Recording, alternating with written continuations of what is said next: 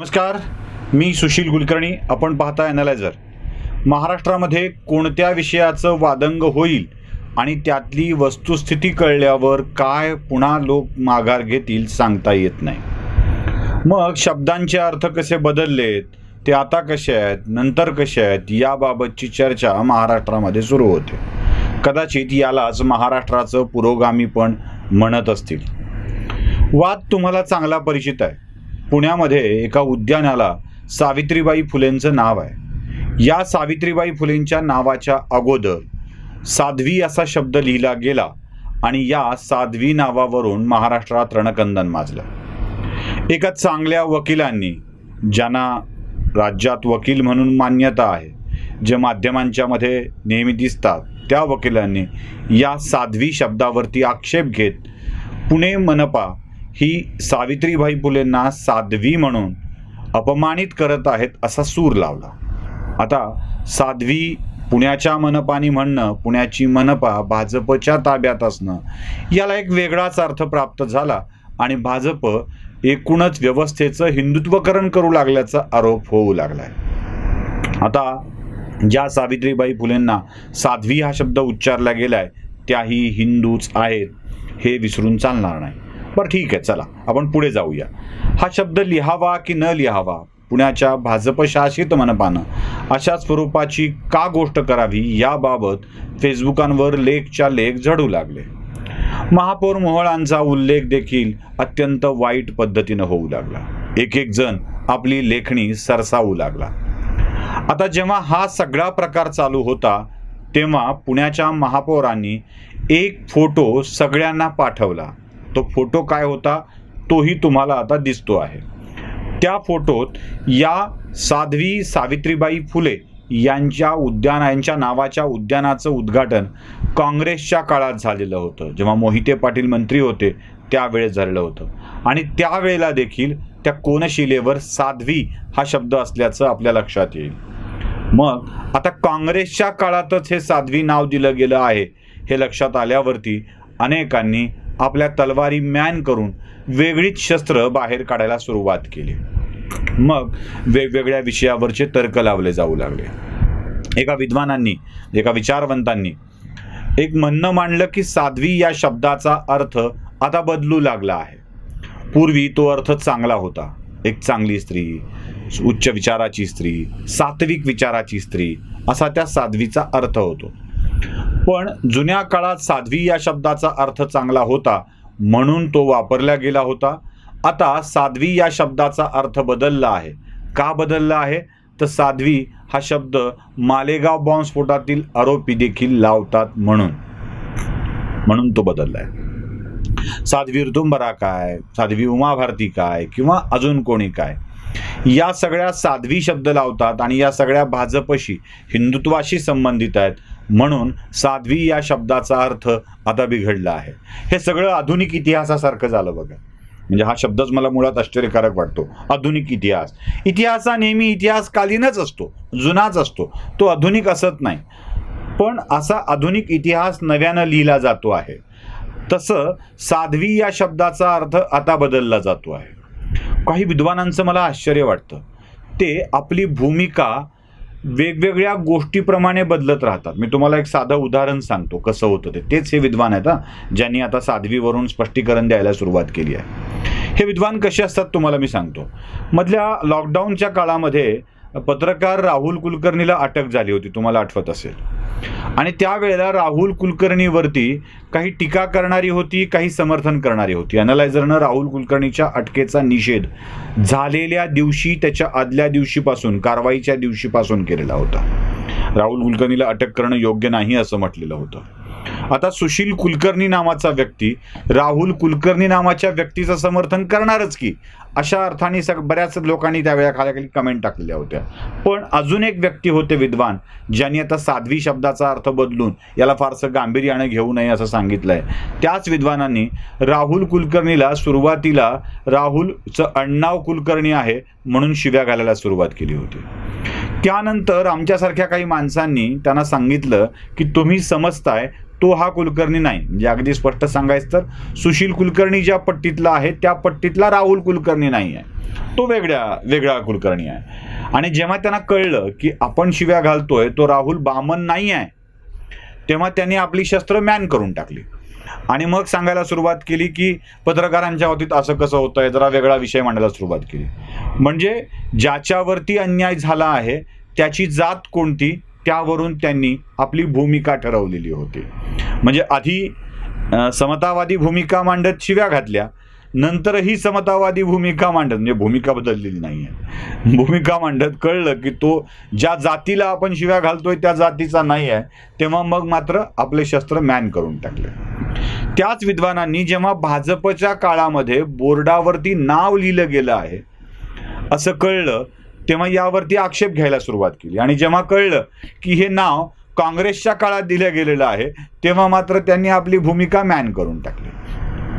टीका हे कोण करताय, कधी करताय यावरून ठरवली जाते आणि मग लोकांवरती आरोप केला जातो की तुम्ही फारच पक्षपाती भूमिका घेत असता.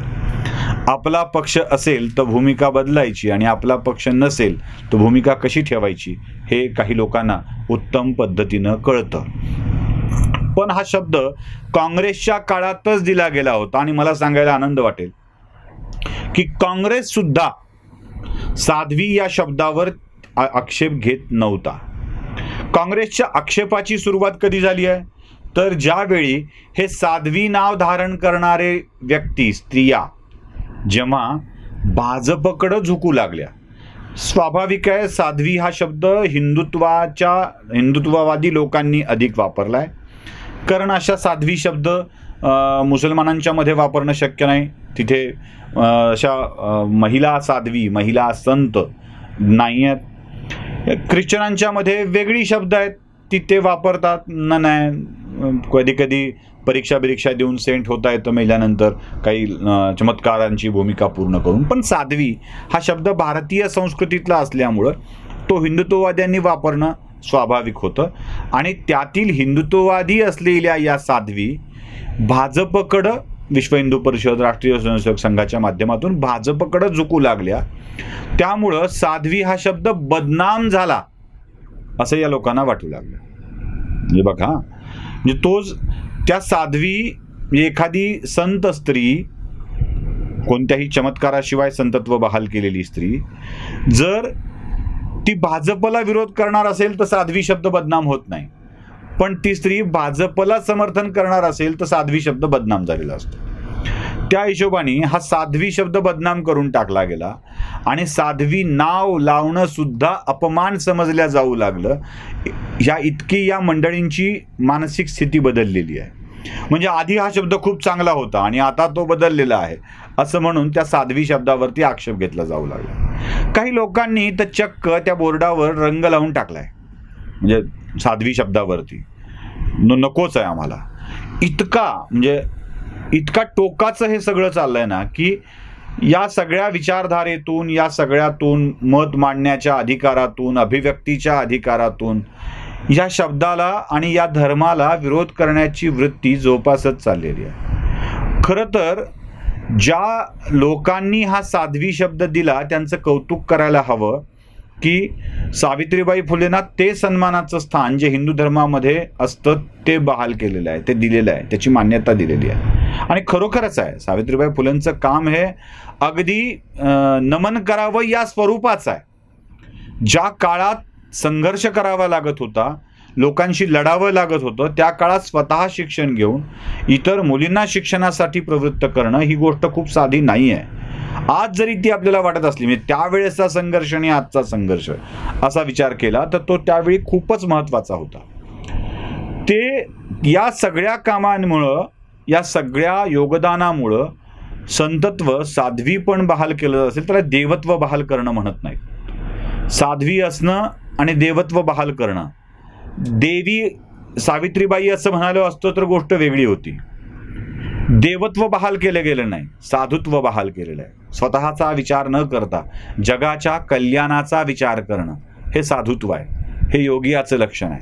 म्हणजे अगदी योगी पुरुषाची जी लक्षणं आपल्या संतांनी सांगितली आहेत ना ती खूप महत्त्वाची आहेत आणि ती खूप सुंदर आहेत.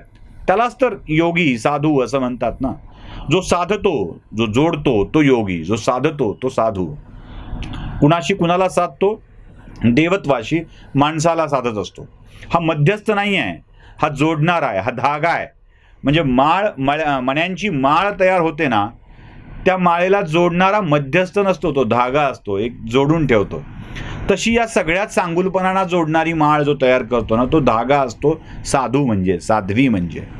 तो धागा असतो योगी म्हणजे.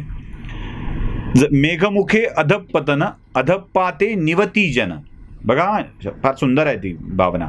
मेघमुखे अधपतन अधपाते निवती जन अन्नदान सकळासी. तशी भावना आहे ही. म्हणजे मेघमुखातून पडणारं पाणी खाली पडलं की ते लोकांना तृप्त करतं आणि अन्नदान व्हावं असं अन्न निर्माण करतं जमिनीतून. तैसे योगियाचे खालुते येणे इहलोकी जन्म पावणे जन निववी श्रवण कीर्तने निज ज्ञान उद्धरी. तसा संत पुरुष, योगी पुरुष, साधू पुरुष, साध्वी स्त्री ही खाली येते. तैसे योगियाचे खालुते येणे जन निववी श्रवण कीर्तने निज ज्ञान उद्धरी. आपल्या श्रवणाच्या आणि कीर्तनाच्या माध्यमातून जनांना तृप्त करतो आणि निज ज्ञान प्राप्त करून देतो, त्याचा उद्धार करतो, ज्ञान देतो. तो असतो साधू. या साध्वी शब्दाचा उल्लेख देखील असाच आहे.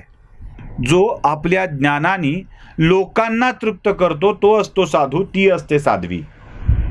मग अशा स्वरूपाचा शब्द वापरण्याविषयीचा आक्षेप यावा तरी का?